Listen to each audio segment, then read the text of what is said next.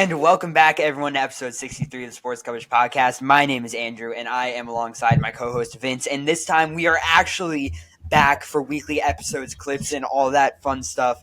Thank you, everyone, for joining us today and for waiting it out until we're back together again. We have our producer this time, Chase, on the other side of the glass, so he's going to be helping us out with all the facts, and if we say something stupid, he's going to be there to correct us. So big help, and thank you, Chase, for helping us out today. But Vince, it is a big week across a lot of sports. We have NBA All-Star break coming up. The trade deadline just ended 2 days ago as of filming. And, of course, the game of the year, the Super Bowl, will be taking place in just 2 nights. So we have a lot to talk about, and as always, let's hop right into it with the NFL. And, of course, the question on everyone's mind, well, mostly on my mind, who am I supposed to root for in this? Ah, man. Andrew, honestly, I'm not going to root for any team in this. I don't want to see any of these teams win, but I don't know about you. I'm not choosing Taylor Swift or the bum Eagles. I don't really care who wins, but I'm not going to choose a team. I'll let you decide that. Listen, I've born and raised as a Giants fan. I don't think there's any way that I can hope that the city of Philadelphia walks away with the championship after this. But again, do you really want to see a three-peat? I mean, no, of course. No one wants to see that. But again, it's the Eagles, and I just can't do that. Like, you can see behind me, I got Giants stuff all around me. This is my team. I'm not switching. We've had a terrible season this year. And after I sat through this whole season, I'm not going to just get up one day and be like, I'm going to root for the Eagles for the biggest game of the season. It's just not how it works, and I can't let that happen. And I'm not saying that I want the Chiefs to win. I would never root for the Chiefs under any circumstances, but this is the one circumstance where I just have to say, hey, it's going to be bad either way, but which one's going to be worse for my mental health going into next season? Yeah, for sure. Again, I'm not going to choose a team, but all I'm going to say is I don't want to see all the Swifties going crazy. You know what? The real winner, in my heart at least, is Kendrick Lamar. I want to see that. That's the only reason why I'm watching the Super Bowl this year. Oh yeah, I mean that's going to be an absolutely beautiful halftime show. Props to them for putting this together. As soon as the NFL figured out everyone was going to be mad at them for this, they're just like, you know what? let's plan one of the greatest Super Bowl halftime shows we're going to see for a while. So good on them for doing something well in this Super Bowl. But let's get into the numbers a little bit. We'll start with the Eagles. Of course, they had an impressive 14-3 record. They were first in rush attempts, of course, backed by Saquon Barkley in his first year at the team. And, we talked about this way back when he signed. I was in Florida, and we kind of had our makeshift setup. I was distraught. I was upset, but I said, hey, you know what? Saquon Barkley probably isn't going to be that good, and he'll be injured by week 2. I may have been a little wrong. Completely wrong. I'm not gonna listen. I'm gonna be honest with you, Andrew. I thought he was gonna win the MVP last night. Did I watch the ceremony? No, but I kept to my thoughts. I was extremely sick last night, just in bed, laying in bed. Didn't go to school today, but I was just laying in bed thinking, man, Saquon's really good. I wouldn't be surprised if he wins the MVP. Surprisingly, he didn't win, but he did win Offensive Player of the Year, which is hell of an award still. But he really did carry this team, and I bet you one thing: if they didn't have Saquon this year, I don't think they would have been as good. I think he's going to be, to continue for the next coming years, he's going to be still the best running back in this league. I don't care about Christian McCaffrey. I don't care about Pacheco. I don't care about any other running back. I think, personally, in my opinion, Saquon Barkley is the best offensive player right now in the league, including running back. And the funny thing is, and this was a whole thing last offseason that we talked about a lot, the payment of running backs. He would be the 17th highest paid wide receiver if he were to be a wide receiver. And that is behind guys like Malik Nabers. That's behind Marvin Harrison Jr. And it's behind there were some other random guys in there that I was just really surprised. And you know what? I'm actually seeing now for the first time why running backs were going so crazy last offseason. That's insane. That Saquon Barkley can practically lead a team to the Super Bowl, and he's getting paid only, I think, $12 million a season. That's just insane. So, Vince, do you think that in the future running back prices are going to keep going up? To be honest with you, I don't think so. I don't think NFL teams want to pay running backs. I mean, we see. I think it depends who exactly it is. But yeah, I don't think they're going to go up. I don't know. I don't have a strong agreement or argument to that specific statement, but I don't know. I just don't think they will. Yeah, and of course Saquon's on that 3-year, $37 million contract. So, it's going to be another 2 years. Of course, if he gets his ring in just a couple nights, that's obviously going to be big for his career and drive up his stock later. I think the biggest thing that's going to happen is going to be injuries and staying healthy. He was able to stay healthy. Talk about getting paid $121 million. We'll get to that in a little bit, but but I think the biggest thing for him is going to be staying healthy. He struggled every single year with the Giants, health-wise, and whether that's just Giants training staff, how they worked him in New York, is yet to be kind of decided. But, Saquon Barkley with the Eagles this year, he was able to stay healthy, and he is going to continue being a force to be reckoned with, especially in the NFC East, if he is able to stay healthy. And, that's the biggest problem with running backs right now. We saw that, of course, with Christian McCaffrey, number 1 overall pick in every fantasy league this season, and he's hurt for pretty much all of it. And there's going to be the biggest amount of wear and tear on running backs compared to any other position. So, I do believe that you're right that the prices won't necessarily drive up a ton more. Keeping going back into some Eagles stats, they were first in first downs, first in rushing. So, obviously we know why that happened. But they were 30th in passing yards. And we saw midway through the season, A.J. Brown went down with an injury. Jalen Hurts did struggle for part of the season there. And then we saw them keep week in and week out, every single week as the season went on, Saquon Barkley is being utilized more. Do you still think that the Jalen Hurts and A.J. Brown duo is one of the strongest in the league? Or do you think that that's just going to keep sliding as Saquon Barkley continues to become the main guy in Philly? Again, like I said, I think Saquon Barkley is the primary reason why this team made it so far. Without him, last year, how far did they make it last year? Low-key, I stopped paying attention, low-key. But, not to the Super Bowl. First round. I know. But what I'm saying is they got a lot of improvement in certain places. I mean, we got Vic Fangio as a defensive coordinator who obviously was previously coaching the Miami Dolphins a year ago. Definitely improved it. Let alone the defense was a lot better than last year. And on top of it, I'm going to say it again. I already said it. Saquon Barkley is the reason why they made it so far this year. Do I think that the A.J. Brown to Hurts duo is phenomenal? Yes, I do think that is one of the best quarterback to receiver duos in the league. But again, they have Smitty. He's a very good, slot receiver. And I really do like him. I think that trio, I don't think it's really the duo. I think it's a trio because, the amount of weapons they have on that offense is just amazing. So, they have a lot of weapons all around, but I wouldn't forget about Smitty. And, 30th in passing yards is pretty significant because, there's 32 teams in the league, and now this team is going to the Super Bowl. Do you think that that's going to be an issue in the future in any way, or do you think they're going to have to adjust to kind of bring passing back into their game? I think they're going to have to bring passing back into the game. And I understand that they might have used a lot of their play style and, just their playbook mainly on Saquon. But again, I do think they're going to have to bring back passing. And do you know who calls the offensive playbook or who runs the offense? Because does Nick Sirianni run it?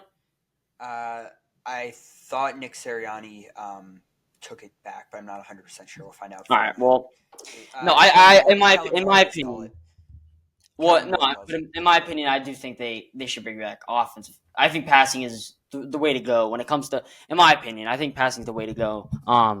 But they're run heavy, and we understand that now that they obviously have Barkley. But going into next year, let's see how the Super Bowl works out. If they win, maybe keep it the same style because it's obviously worked out for them. But if it ends up not being, 100 times, if it doesn't work out, then maybe go back to passing. Yeah. Couple other things in terms of defense. They are second in total points allowed, which is crazy. first in total yards allowed, second in passing yards allowed, first in first downs allowed, second in passing first downs allowed, and fifth in penalty yards. That's kind of crazy. You know, we're seeing a team here in the Super Bowl. They're complete on some sides, and obviously they're lacking on others. I don't know. Just final thoughts on the Eagles. What do you think? Again, I don't even want to comment on it. I mean, as a part-time Giants fan, all I'm gonna say is this is gonna suck to say it, but I hope they get it done. Andrew, I'm sorry. I hope they get it done. I do not want to see the Swifties win the Super Bowl. That would just be heartbreaking. And you know who owns the phrase "three-peat"? Pat Riley. We do not want to see that. So, my opinion, I will comment on it. I do want the Eagles to win. All right. Let's talk about the Chiefs. Because, we have to. Oh, they're not really the Chiefs, they're the Swifties, but I guess you could say that. Whatever you want to call them.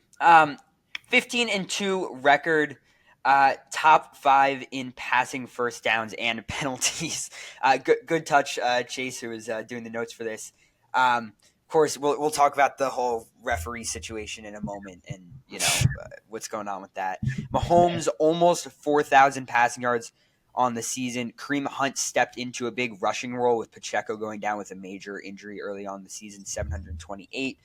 Kelsey 823 rushing yards, continues to be one of the top tight ends in the league. They are first in playoff penalty first downs.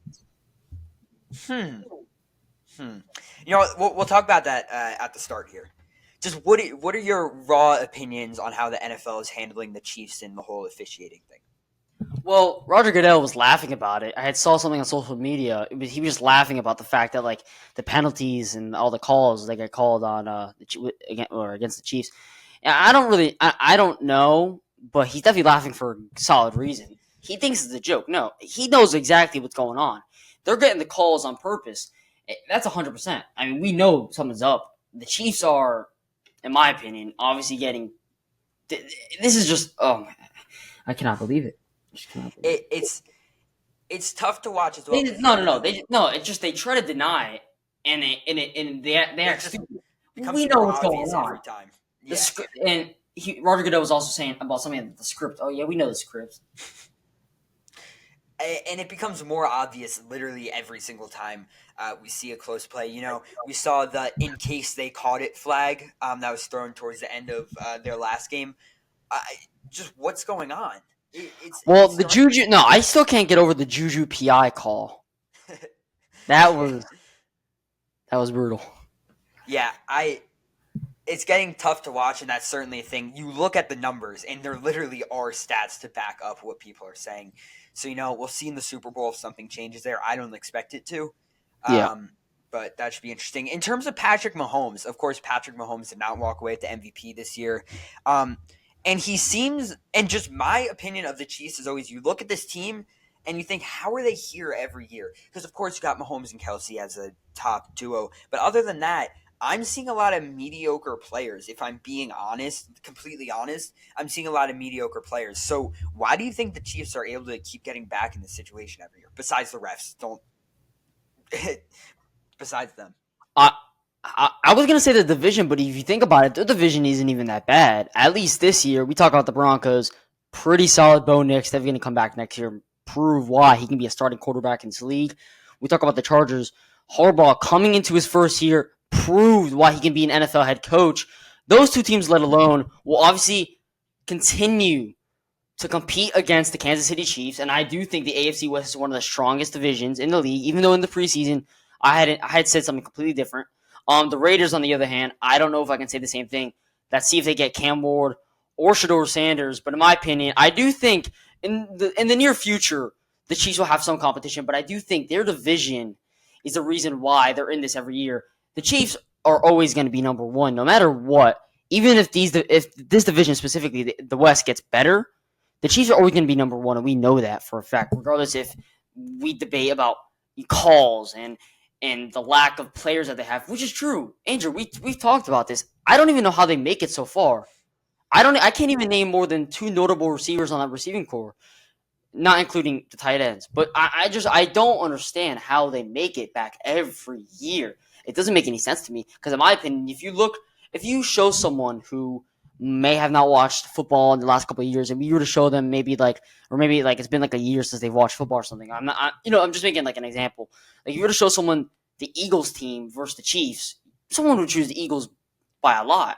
Yeah. Somehow the Chiefs are probably going to end up winning in this, and that's the reality of it. And it's stupid. The Eagles have a better team on paper, and they should win. They have the better running back. They have better receivers. They have not the better quarterback, but in my opinion, I think they have better defensive players.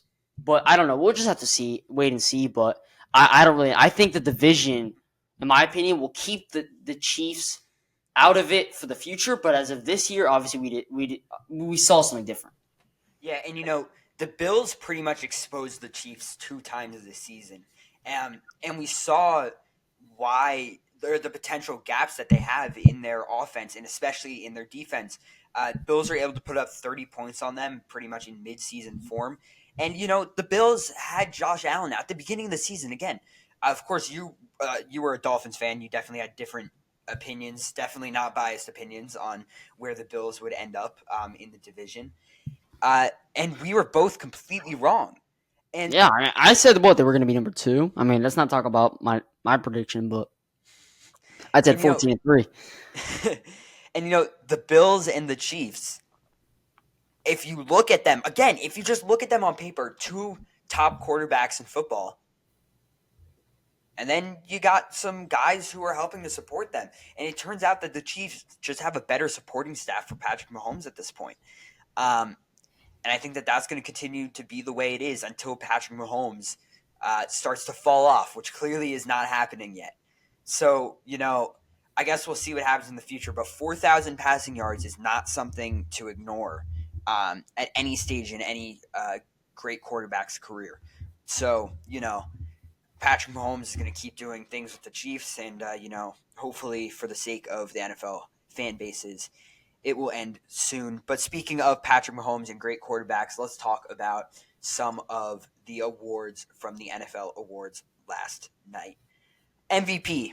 Now listen, of course we weren't able to get your opinion or thoughts on who you thought was going to win. Did you really think Lamar Jackson was not going to walk away with this award? I truthfully thought he wasn't. Surprisingly, I mean, I love Lamar. He's one of my favorite quarterbacks of all time. I mean, I have a fat head up right now, still on my closet door.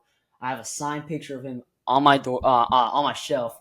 I have him on my door when you walk into my room. I mean, I love Lamar. He's one of my favorite players. But no, I did not think he was going to come away with this award. Truthfully, I did think Josh Allen was going to win this. I had said it, obviously not on air, but I said it to my friends. I did think Josh Allen was going to win the MVP. He obviously did. I guess the Madden curse isn't 100% right, though. That's what I kept thinking about, and I was like, all right, Josh Allen proved all of us wrong. So, good for him. I think he deserves it. But I really, as much as I don't like it's not even that I don't like the Bills. Like, they've crushed my heart in these years, but no, it would have been nice to see them in the championship. I would have rather had seen them and I would have rather wanted to see them in the Super Bowl than the Chiefs by far. But yeah, I mean it's disappointing. Josh Allen didn't get a shot, but yeah, I mean I think he deserved to make it to the Super Bowl. Yeah, and I think the exact numbers were 27 first-place votes for Josh and 23 for Lamar. So, it did end up coming down to the wire, but I think that the reason Josh Allen walked away with it is because he is a complete player, and we were literally just talking about this. You look at the Bills on paper, and you don't see many weapons, and Josh Allen was able to step up, leading rusher, leading touchdown scorer, both passing and rushing, and there's good reason why he won the MVP. So I think that Josh Allen should have walked away with the MVP, and I think that this is the right idea by the voters. Offensive Player of the Year, we talked about it earlier. Saquon Barkley. I don't think we need to go too much more into the season he had after what we just talked about. Reverse hurdles, crazy touchdowns. And I don't know how someone would be able to find this, but Chase, it's fine if you can't, but if you could find his like average yards after contact, if that's something that exists, because I'm sure that is absolutely psychotic. Pat Surtain, the second, walks away with Defensive Player of the Year. If I'm being honest, I was not really paying attention to what he was doing this season. Yeah, I don't know where that came to place. I don't know why. I don't. Who was even in the running for Defensive Player of the Year this year? Do we know? I'm sure Chase can tell us as well. By the way, 891 yards after contact, which is that's pretty that's pretty crazy. So Saquon, again, even more of a reason for him to walk away with that award there. Offensive Rookie of the Year. The rookies this year really showed out. Yeah. I'm very happy with how this draft class performed this year. Jaden Daniels, though, come on, phenomenal. Yeah, listen, Andrew, I said he was going to win the MVP back in, I don't know when the last episode was, to be so honest with you, I forgot what month it was. But no, I'm telling you, Jaden Daniels is that guy for the Commanders. In my opinion, I think he's going to be one of the best quarterbacks in the near future. Coming from LSU with all those targets, Brian Thomas, Malik Neighbors, the fact that he still showed up with not so many pieces, I mean, I'm just so happy for him. He really does deserve everything. But yeah, I'm really excited to see him in the near future. I do think he's going to continue to ball out. And hey, man, listen, if he can get some more weapons, I mean, we're talking MVP candidate. Yeah, so we got some good info from Chase on the finalists for that defensive award. TJ Watt, of course, always up there. Myles Garrett, Pat Surtain, who walked away with it. Trey Hendrickson and Zach Vaughn of the Eagles. I think of those guys, Pat Surtain, should probably deserved it. Yeah. Wait, hold on, Andrew. I don't think we wrote this down, but Myles Garrett requested a trade. I just remembered that. Oh yes. Oh. All right. So what do we think about that? Because that's obviously something shocking. In my opinion, I would have never wanted to see him walk away from the Browns, but it was honestly shocking. I saw it earlier this week, and I was like, "What?" It's so confusing. I hope the Browns get a good deal for him. I think that their return could potentially be huge. Knowing the Browns, they'll probably mess it up in some way, but they definitely have the option to do something pretty good here, especially because, we saw it with the Jimmy Butler situation. There's no use in trying to get him to stay. So, Myles Garrett, he officially said his goodbye to the city already. $121 million, bro. He's out. Defensive Rookie of the Year, Jared Verse, and we talked about him a ton during the draft episode. Where did he go? Oh, no, I'm back. Yeah. Myles Garrett reportedly just wants to be on a contending team, which isn't necessarily a crazy bar to go for, especially because, the Browns this year didn't necessarily play that well. Jared Verse, we talked about him a ton leading up to the draft. We did a mock draft. We gotta do that this year again, man. We gotta. I used to do that in school all last year. Yeah. And we'll get Chase to throw us a mock draft as well later in a couple months when that's coming up, and we can go through them all together.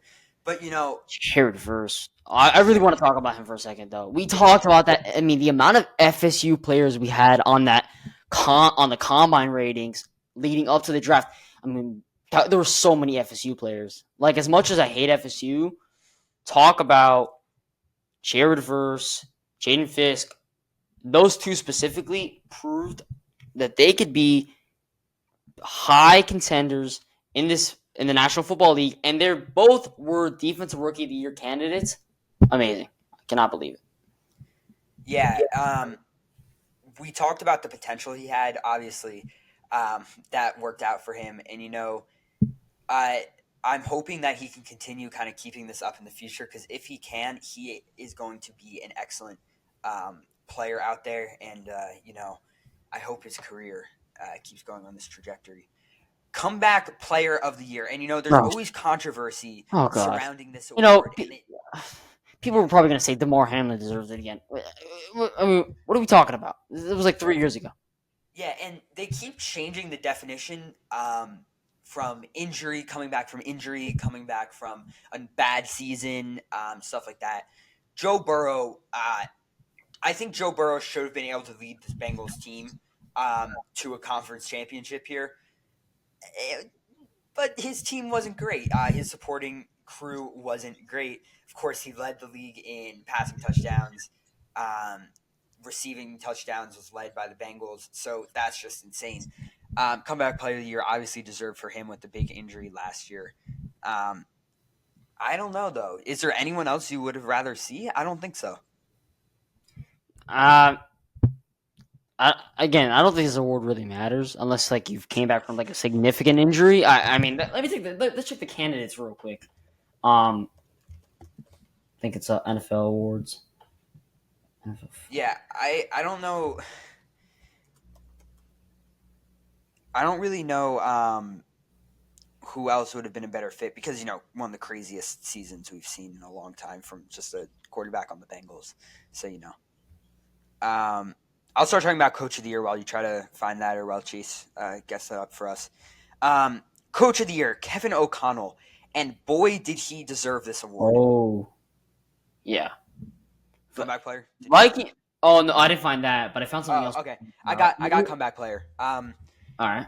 It's Joe Burrow, Sam Darnold, J.K. Dobbins, Christian Gonzalez, and DeMar Hamlin. Sam Darnold deserved that. Sam Darnold. Sam Darnold. Sam Darnold deserved that. Sorry, Donnie. I mean, come on. If you want to change the definition to had a bad season, Sam Darnold deserved that. Proved, and on top of it, his head coach won Coach of the Year. He had an incredible season. Yeah. I want to talk about something after we talk about the Man of the Year award. Before we go into the NBA, I want to talk about something else, but we can introduce the Man of the Year award. Yeah. So, Man of the Year, Eric Armstead, great guy. Happy for him that he won it. And yeah, all right. What do you want to say? Listen, we forgot to add one more thing to the notes. The Pro Football Hall of Fame 2025 candidates, I think, were released. I don't know exactly who the candidates were, but I know that I pull that up. Hall of Fame class. Football. You know who did get snubbed? You know who got snubbed? I know who got Eli. Eli got snubbed, man. I know who got snubbed. Don't worry. Eric Allen, cornerback, of course, with the Eagles, Saints, Raiders. Jared Allen, defensive end, Chiefs, Vikings, Bears, Panthers. Antonio Gates, with the Chargers, and Sterling Sharp with the Packers. Sterling Sharp deserved that. He did. That. Eli Manning, first ballot Hall of Fame. Guys, come on. The only man who could stop the GOAT twice. First ballot Hall of Fame. I listen. I thought the NFL was all about the Manning brothers. I could not believe it when I saw that. That was a little surprising to me. I don't understand how Eric Allen got it over Eli Manning, but sure, I guess. I mean, he'll obviously get it next year. If not, I mean, we at least hope. Next year, I think, I don't know how long exactly eligibility is for Hall of Fame NFL, but he's got a couple of years to do it, and certainly he'll do it. I want him and Brady to get it same year. I think Brady's eligibility is 2028, which I guess is pretty far off for Eli's liking, but it would be kind of funny to see him sitting up on the stage the entire time, just together.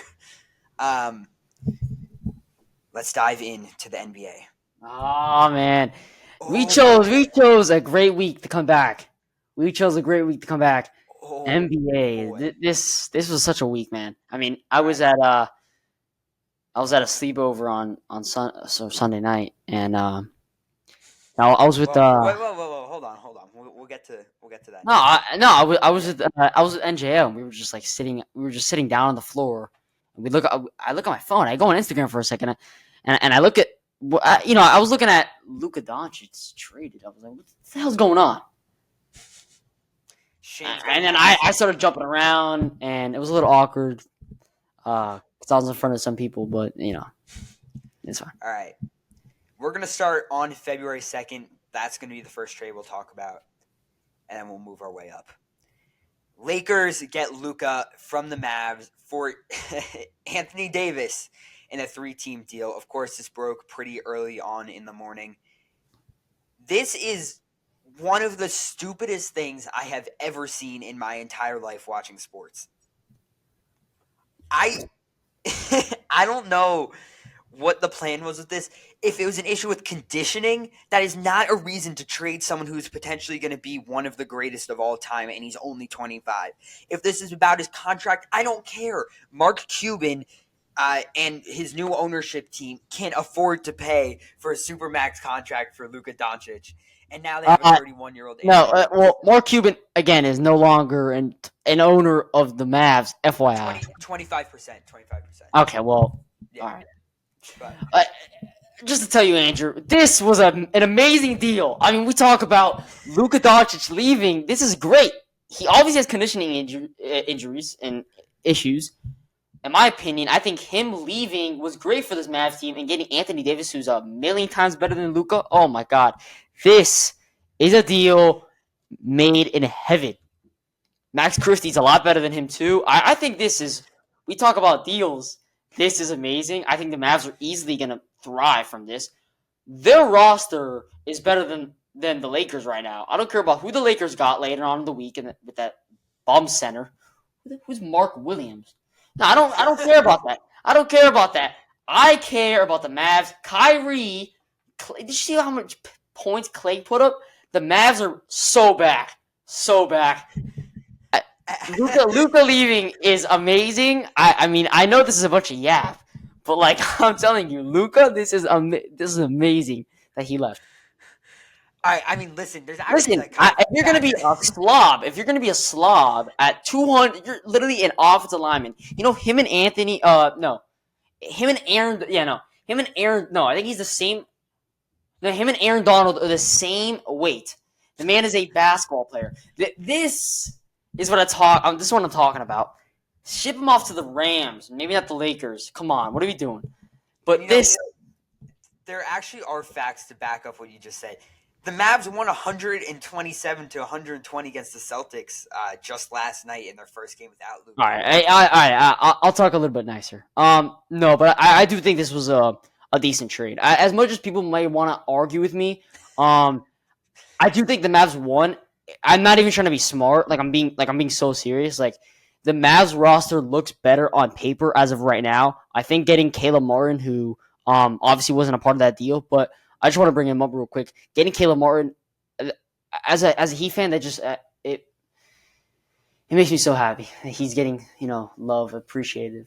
Anyway, no, but I think they got a lot of good role players. I think bringing in guys like that can definitely help their team. Again, Anthony Davis isn't going to be healthy all the time, and we know that, but they have centers. That's what the Lakers don't have, and I get it. They got Mark Williams, but if you really take a look down the road, the Mavs will obviously be better, at least this season, and I get it. Luka, LeBron, you take a look at both of these players, they have sort of the same play style, so I don't know how this is really going to work out. Both of them are going to want the ball, and I get it. They'll work out perfect. They've been on all-star teams together. They've been on teams together in general. But yeah, I really do think that the Mavs won this trade. Call me crazy if you want. I know I was just yapping a little bit before, but no, Luka, obviously, I think, right, the conditioning issue, I think that's stupid. The reason they said that. The only thing I don't understand about the trade, though, is that Rob Pelinka tricked the owner of Dallas into thinking that they couldn't get Knet because of the conditioning issue. I mean, I get it. They flipped Knet into getting a center, but they could have. I think the Mavs could have deserved that. And the other thing, I don't even know how trading rookies. This is like an NBA type trading. I don't even know how that. It's so stupid. Yeah, and the other thing is, a lot of teams were upset. The Lakers were the only team reportedly who knew that Luka was even up for grabs. I think if the Mavs went and shopped like anywhere else, the return would have been insane. They would have gotten a lot more. I personally would have done that.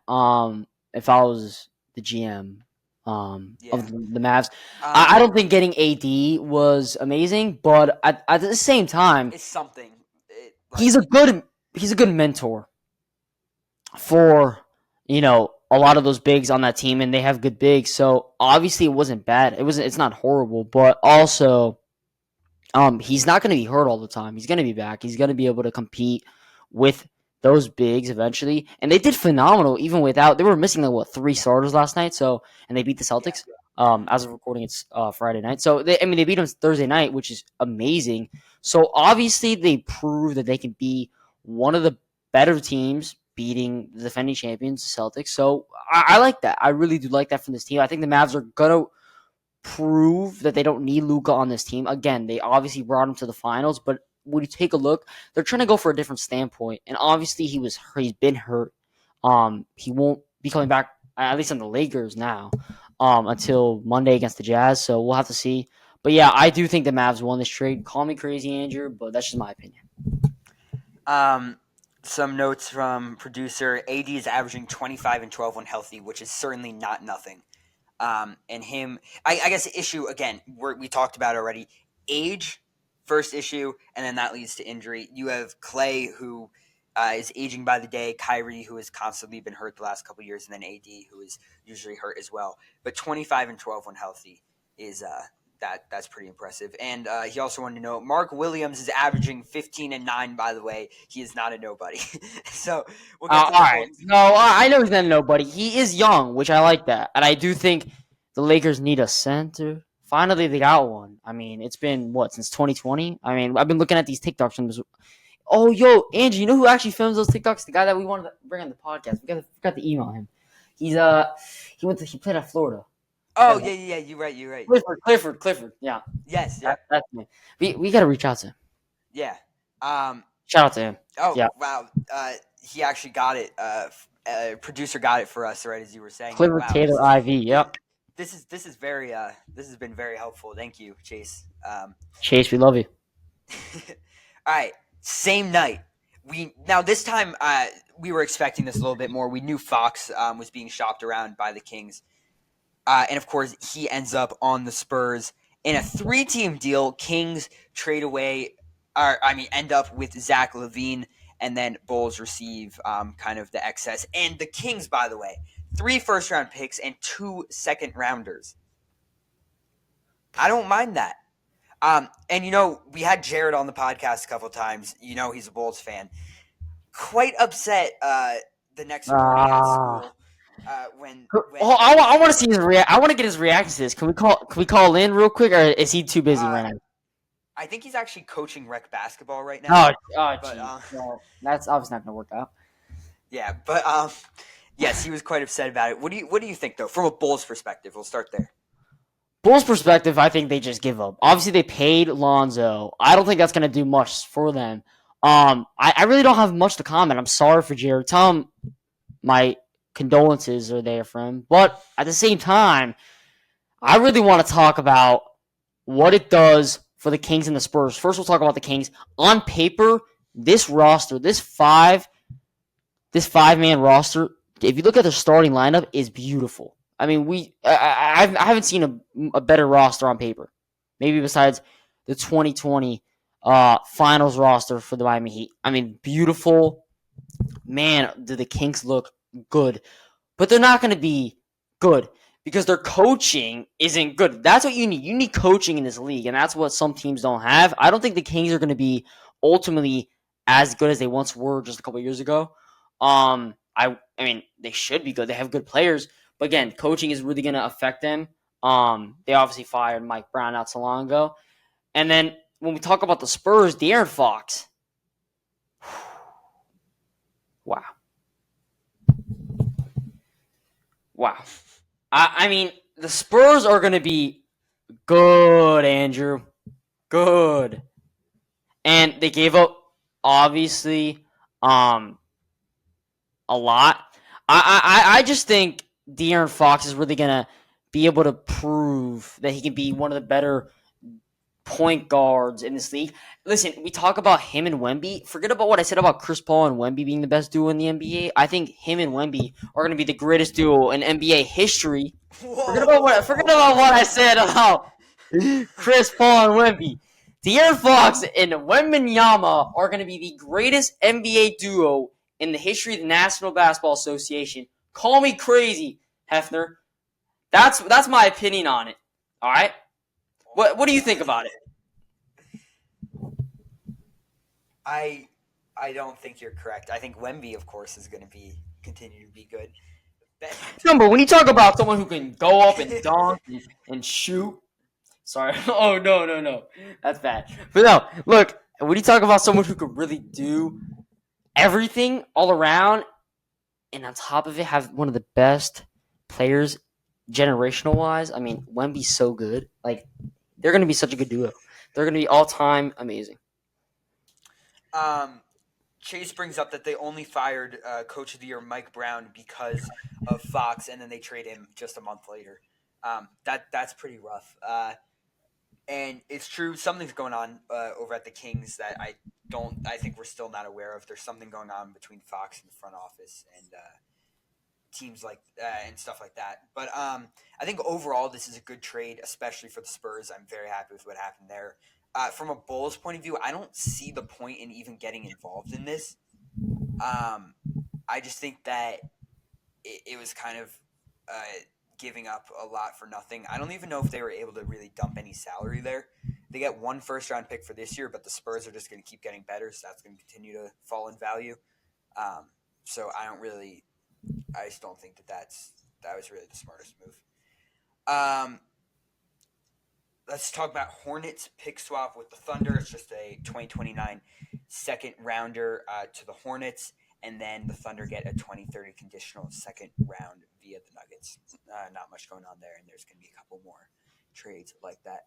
Mavs, they continue to make moves. 2 days removed from the Luka Doncic trade, they land Caleb Martin, and that is pretty big considering, of course, they gave up their best player. So, Well, listen. Obviously, I commented on this earlier. Caleb Martin has experience going to the finals, has experience of playing with veterans, and that's what he's around now. He's going to be able to step up. And I'm not saying he's going to be on the starting 5 or anything, but he's going to be able to come off the bench and prove why he was being paid all this money. I mean, Caleb Martin really, in my opinion, is one of the best role players in NBA history. Again, call me crazy. I know I'm saying blasphemy, but it is true. Caleb Martin really proved himself. That's why he got paid. That's why he left the Heat and went to go get paid. Got a bag. Obviously, didn't prove it there because without being on the Heat, you're not going to be good. Just like Jimmy Butler's going to suck. Just like Gabe Vincent sucked. Just like Strus sucked. Just like all these players sucked. But listen, Caleb Martin, I'm telling you, going to the Mavs, he's going to prove why he can't. All right, all right, thank you, Chase. Blasphemy. Thank you. Same thing now. Anyway, no, but listen, Caleb Martin, in my opinion, I think he's going to be an amazing role player, even if he doesn't make the starting 5. And Quentin Grimes, obviously, they trade him away for Martin. I mean, Quentin Grimes not even good, so it's all right. I like this rebound. Of course, I'm just going to keep saying it. They lost Luka Doncic. Like, what are we doing? And I'm telling you, it's fine. Like, it's fine. In your professional opinion, it's definitely okay. Yeah. Yeah. So listen, I'll take it. I think it's for the Sixers. It's still a good deal. They just kind of need some. I think it's over for them this year. They get a second rounder, just anything to really rebuild around Maxey and Jared McCain at this point. So decent for them. Let's skip through some of the less important ones, just for time. Let's go to February 6th, so we're basically at deadline day now. Reggie Jackson in a 2026 first to the Wizards, and the Sixers continuing to make moves. Jared Butler, 2027 second, 2028 second, and 2 2030 seconds. I think it's good that the Sixers are continuing to make moves. I think that trading away veterans, especially like Reggie Jackson, is a good move. I think giving up a first there is not great, especially their own first when they're expected to not be incredible the next couple of years. I mean, it's not like they're going to do something and make it like a big move this year, do anything crazy. So, I mean, I don't know. Yeah, I don't like that one as much. I mean, I get, like, obviously throwing away Reggie Jackson, I think that's fine because like obviously they're not gonna do anything. Then why would you want to waste a veteran's career? But the first round pick, I don't really understand that. But yeah. Let us head. Okay, so what order is this in? Because I'm seeing some stuff there before. we can talk about from like what James. All right. So I'll just keep going in order. So next one in order technically is Pistons get Dennis Schroeder. However, we know that 4 teams. Yeah, we know that this is going to end differently, and we also know that Dennis Schroeder was not technically part of The Miami Heat. this trade. He was not part of the Heat, and he was also not technically a part of the Jazz or the Warriors. So Jazz get KJ Martin, Pistons get Dennis Schroeder, Lindy Waters the third, and a future second-round pick, all via the Warriors, because as we know, the Warriors will end up trading away a bunch for Jimmy Butler in a second. Raptors land $121 PJ. million. Oh, yeah. Raptors get PJ Tucker from the Heat via the Jazz. Again, this is all fallout of the Jimmy Butler trade, 2020 second rounder, and the Heat get Davion Mitchell. Bucks get Kevin Porter Jr. from the Clippers. Bogdan Bogdanovic goes to the Clippers. The Hawks end up with Terrence Mann and Bones Highland and 3 second-rounders. A lot of second-rounders being thrown around, and I think that second-rounders are honestly kind of underrated in some cases. Some will just end up being G League legends, but, I think that there's definitely always the potential that a second-rounder can do something big, so this many second-rounders getting thrown around does not mean nothing. Here's another big one from deadline day. Bucks trade for Kuzma. So the Bucks are going to receive Kyle Kuzma and Jericho Sims via the Knicks, as this was a 4-team trade and in a 2025 second, 2026 second. Wizards get Chris Middleton and AJ Johnson in a 2028 first-round pick swap. Knicks get Delon Wright via the Bucks cash considerations, and the Spurs get Patrick Baldwin Jr. Listen, Andrew. We take a look at Kyle Kuzma this year. Not good whatsoever. And so I don't understand what the Bucks are trying to do. I understand again. I mean, everyone's in. Oh, not everyone, but most teams are in win now mode. Obviously, you have a guy like Giannis who is capable to make it far and push in a playoff run.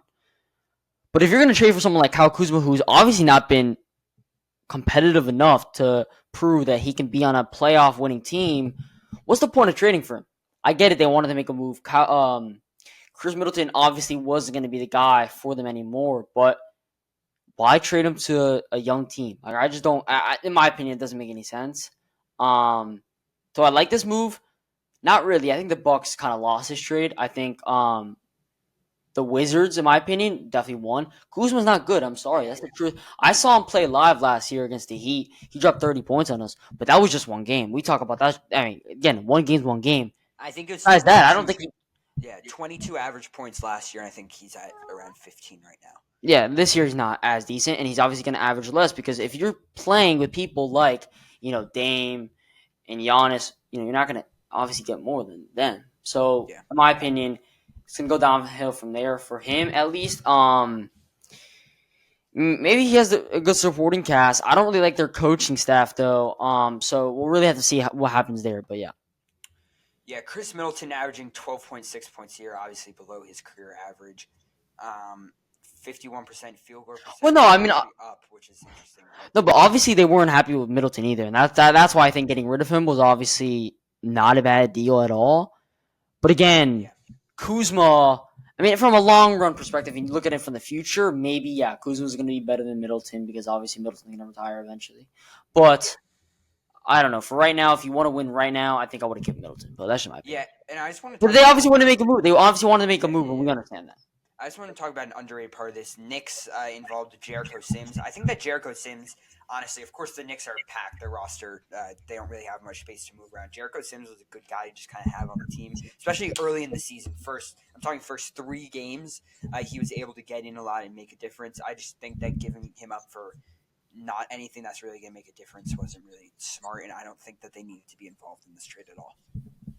All right, we're back to the Lakers. They get Mark Williams, Dalton Knecht, and Cam Reddish to the Hornets, a 2031 unprotected first-round pick and a 2030 pick swap. Listen, Dalton Knecht, I think that trading rookies, you mentioned it earlier, not the No, that's just smartest not. I mean, we're not playing my league, are we? This isn't 2K. I don't understand the concept of trading rookies. It doesn't make any sense to me.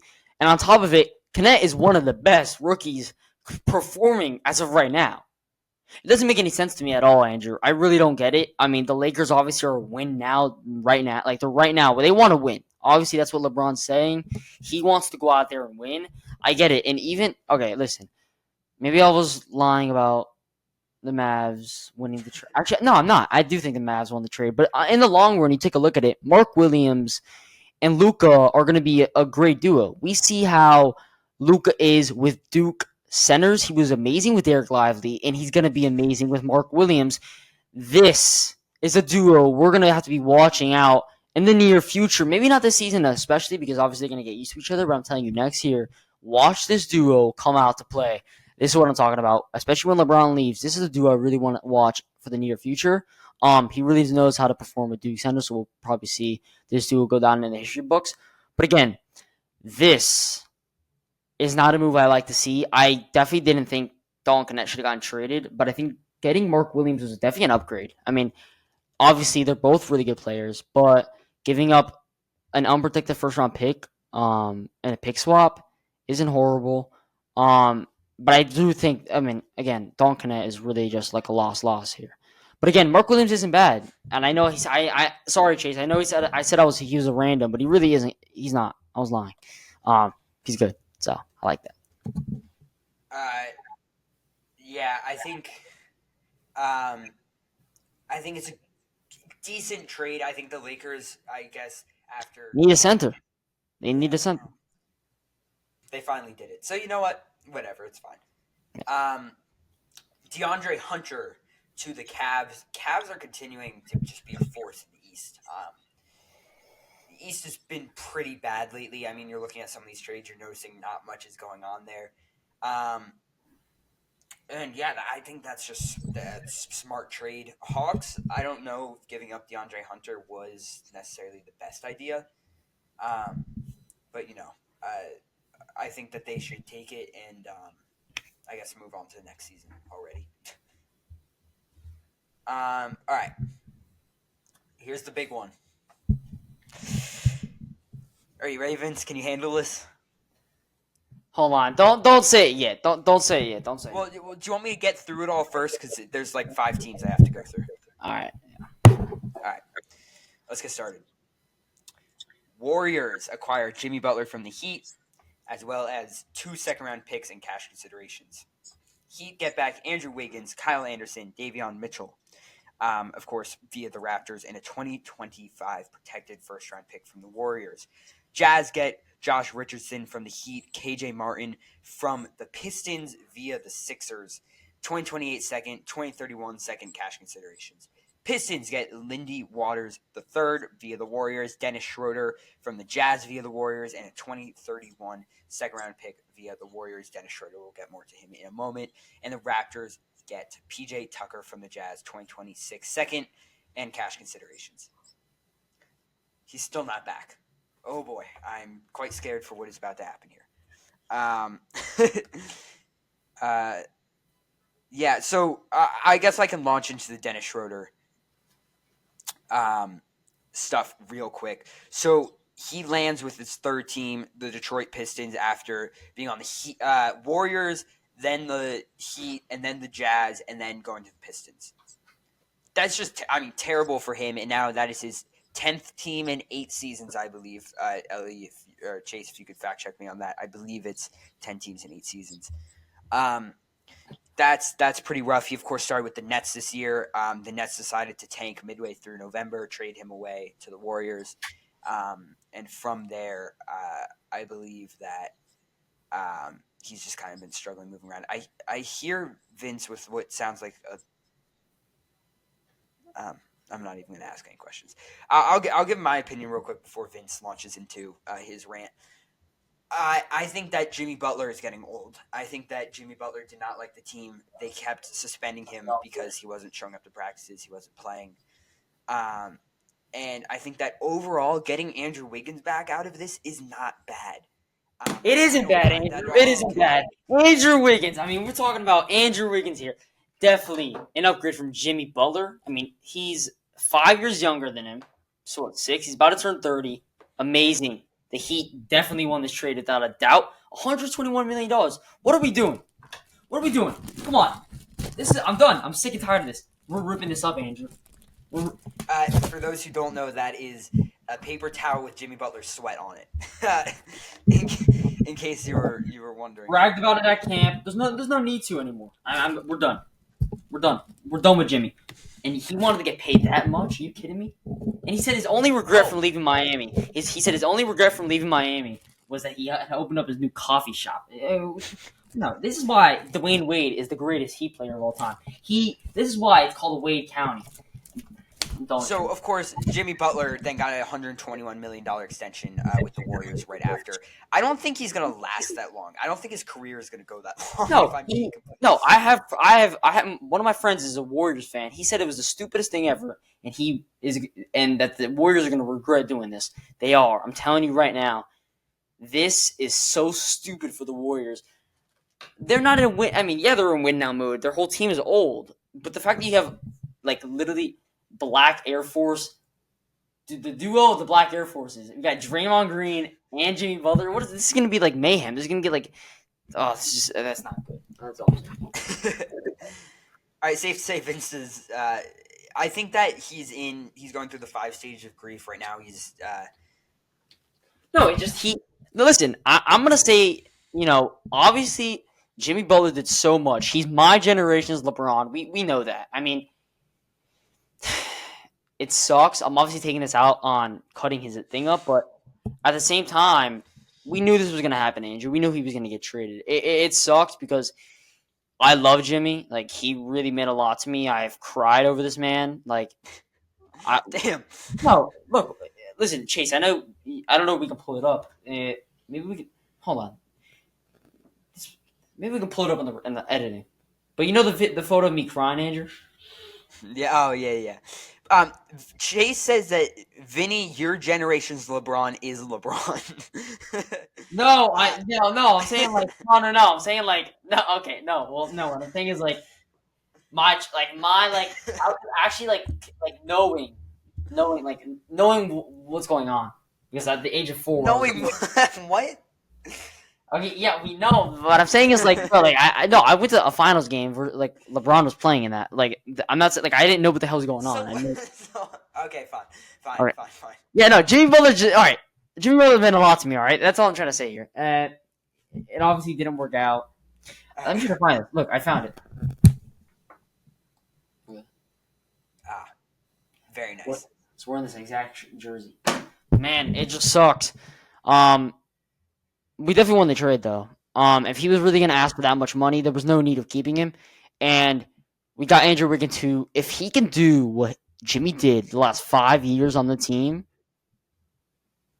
we're fine. Yeah. I think that, again, it's an excellent return. It's an excellent return.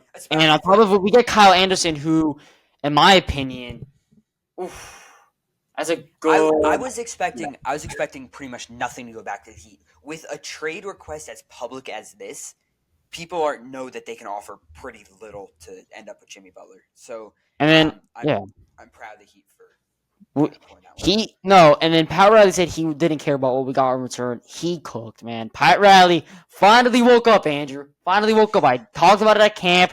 I was ranting about it all along. Finally did something. This is the type of trade we needed to get done. This is going to be a good team, Andrew. I'm telling you. Davion Mitchell's good, too. Have you seen these two playing defense before? I mean, Andrew Wiggins, oh my God. Our defense issues are resolved, and we have Tyler Hero. The only person we need to really fix is Bam. Bam's offense needs to get back on pace, and we're fine. Khalil Ware is going to... Oh, we're just so back. We're so back. We're so back, Andrew. We're so back. Oh, man. This is amazing. Damn. Only if your Nets could do this, man. Oh, all right, man. We're tanking for a reason. We're going back to glazing LeBron. Right. Like Heat LeBron, not Lakers LeBron.